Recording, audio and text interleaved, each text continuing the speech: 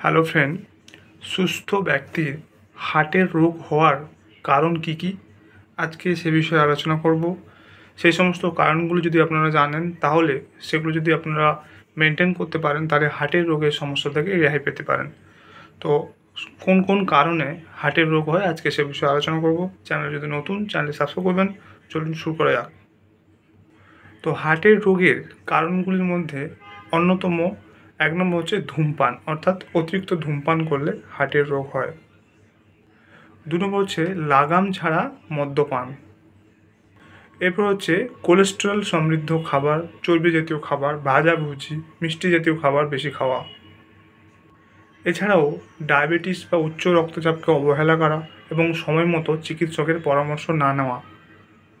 এছাড়াও অত্যাধিক মানসিক চাপ, উদ্বেগ এবং উত্তেজনাময় পরিস্থিতি, উচ্ছৃঙ্খল এবং শৃঙ্খলাহীন জীবনযাত্রাও হার্টের রোগের জন্য দায়ী।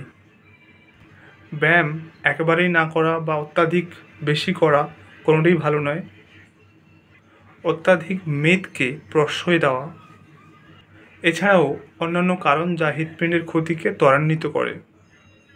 তো আজকে জানলেন কোন কোন কারণে আমাদের হার্টের রোগ হয়। এই সমস্ত কারণকে যদি আপনারা মেনটেন করতে পারেন তাহলে হার্টের রোগ থেকে রেহাই পাবেন।